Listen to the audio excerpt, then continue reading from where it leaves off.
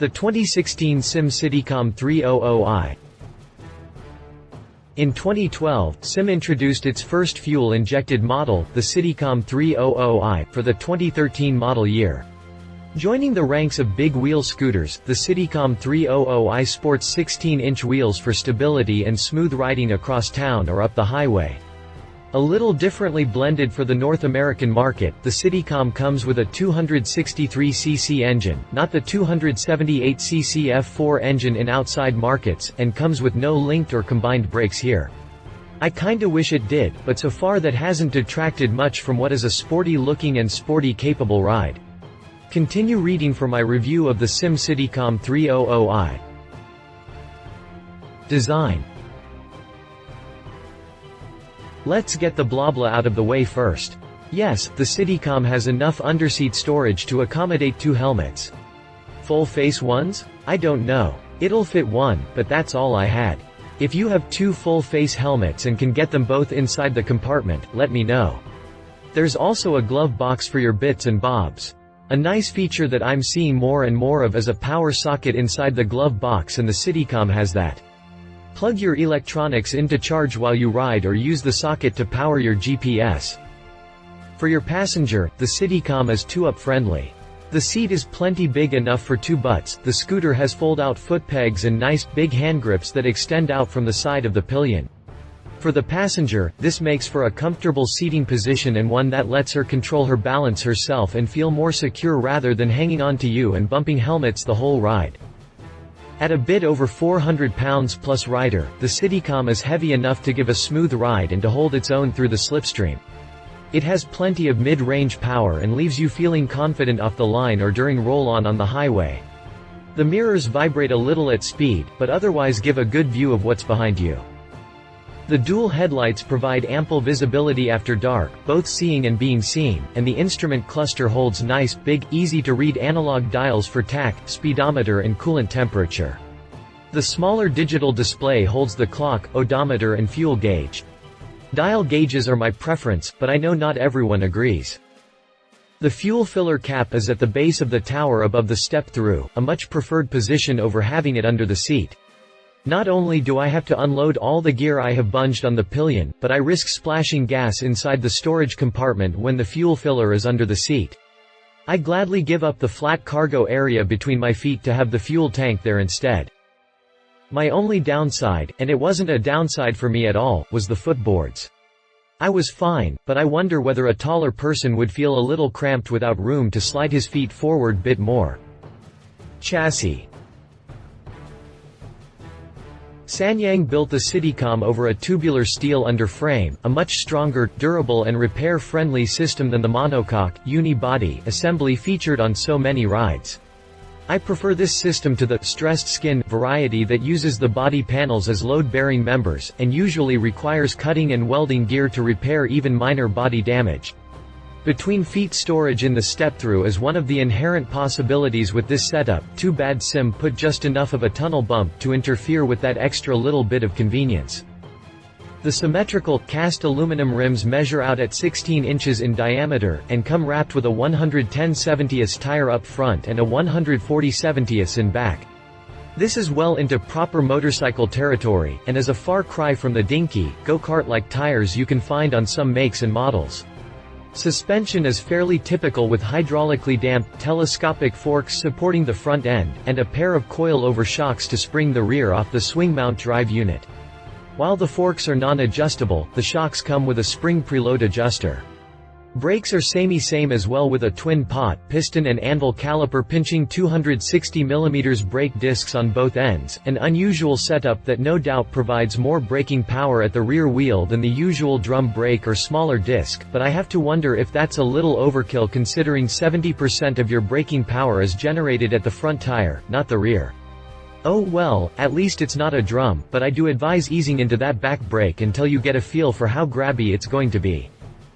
Drivetrain.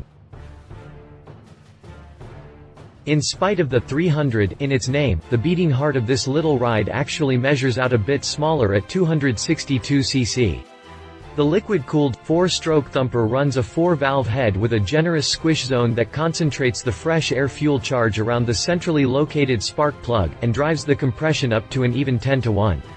Fuel injection helps the 300I meet EPA, DOT and CARB emission standards, and it delivers up to 64 mpg, so the 2.64-gallon fuel tank gives this little scoot some fairly long legs. A ceramic coating in the cylinder helps reduce mechanical losses due to piston-to-cylinder friction, and this serves as a substitute for the old sleeve insert to help keep weight and machining costs down.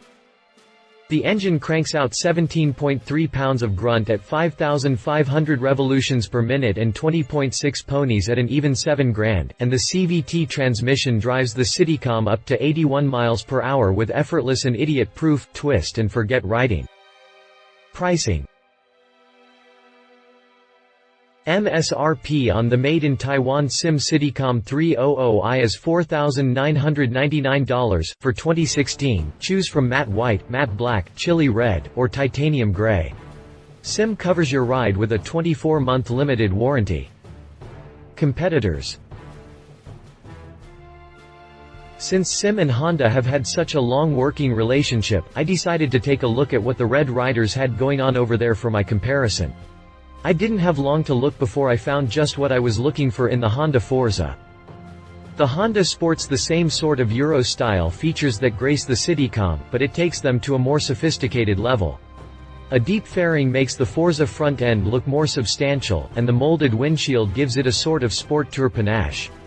At 28.2 inches tall, the Forza falls well short of the 31.5-inch seat height on the Citycom, but that shortness of height actually makes the Forza look longer than it actually is. To their credit, both manufacturers stick to the underframe style chassis, and both run wet front forks and dual rear shocks, with no differences worth mentioning in the suspension. That changes when we look at the brakes, however. While the Citycom runs plain vanilla in the binder department, the Forza comes with a combined brake system (CBS) that sends pressure from the rear brake to a dedicated piston in the front caliper for somewhat balanced braking as standard equipment, with ABS as an available option. Too bad Honda had to opt for a 13-inch rear and 14-inch front tire in order to get its low seat height, cuz I really like the 16s on the Citycom.